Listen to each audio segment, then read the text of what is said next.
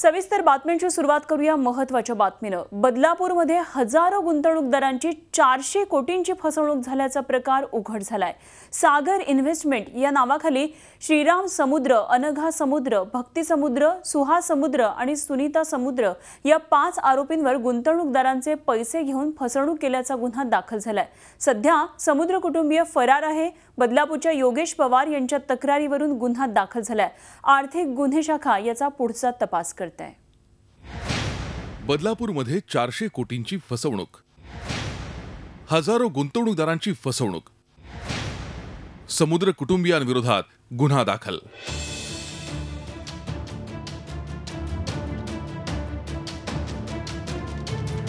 या आहेत मीना सोंगीरकर। झोपेच्या गोळ्या घेतल्याशिवाय त्यांना झोप येत नाही। उदरनिर्वाहासाठी जमवलेली पुंजी सागर इन्व्हेस्टमेंटमध्ये अडकली आहे।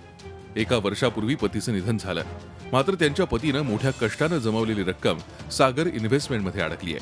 मी पैसे गुंतवलेले होते आणि त्याच्यावरच माझा उदरनिर्वाह चालत होता। पण आता फार मोठी आर्थिक अडचण आलेली आहे की मला झोपेच्या गोळ्या वारंवार घ्याव्या लागतात आहे, झोप येत नाही।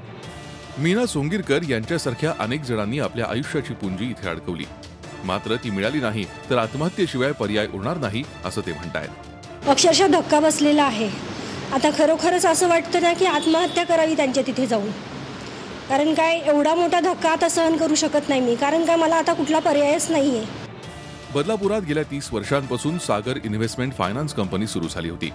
या कंपनीत हजारो ठेवीदारांच्या सुमारे 400 कोटींच्या वर ठेवी घेऊन 15% व्याजदराच्या आश्वासनानं समुद्र यांनी स्वीकारल्या। मात्र गेल्या 6 महिन्यांपासून त्यांनी ठेवीदारांचं व्याज देणं बंद केल्यानं संशय वाढला।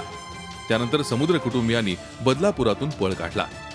बदलापूर, कल्याण, डोंबिवली, पुणे, मुंबईतील सुमारे 4000हून अधिक ठेवीदारांचे किमान 400 कोटी रुपये घेऊन हे समुद्र कुटुंबीय फरार झालेत। अखेर गुंतवणूकदारांनी गुन्हा दाखल केलाय।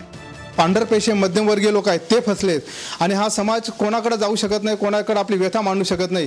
त्यातून हे लोक सैराभैरा होते। त्यांना कुठेतरी कोणी पुढाकार घ्यायला कोणी तयार नव्हतं, कारण कुठेतरी दहशत आहे ह्या लोकांची। या लोकांचा राजकीय, सामाजिक किंवा प्रशासन अशा माध्यमात हे लोक कुठेतरी मिसगाईड करण्याचा लोकांना प्रयत्न करत होते।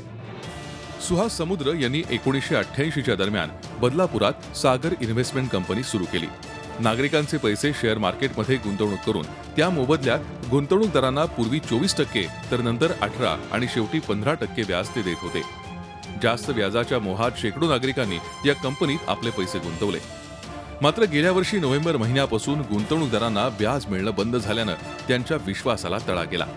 गेली 30 वर्ष अनेक गुंतवणूकदारांना आपले गुंतवलेले पैसे आणि व्याज हे दरमहा मिळत होतं। कंपनीने हे पैसे शेअर मार्केटमध्ये गुंतवले असल्याचं सांगण्यात येत होतं। मात्र नोव्हेंबरपासून गुंतवणूकदारांना हे पैसे मिळण्याचे झाल्यानं 400 कोटी रुपये गेले कुठे असा प्रश्न निर्माण होतोय। ज्येष्ठ नागरिक, महिला, मध्यमवर्गीय नोकरदार व्यक्ती यांनी इथे त्यांचे पैसे गुंतवले। पैसे मिळण्याची आशा मावळल्यानं गुंतवणूकदार हवालदिल झालेत।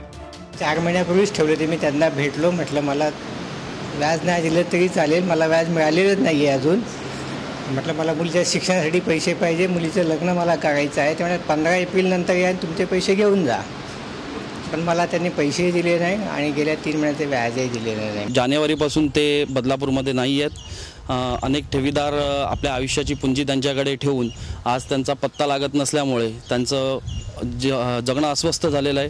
म्हणून आम्ही सर्व लोकांनी एकत्र येऊन याच्यावरती फिर्याद केली। अखेर समुद्र कुटुंबियांवर गुन्हा दाखल झालाय। आर्थिक गुन्हे शाखा याचा पुढील तपास करणार आहे।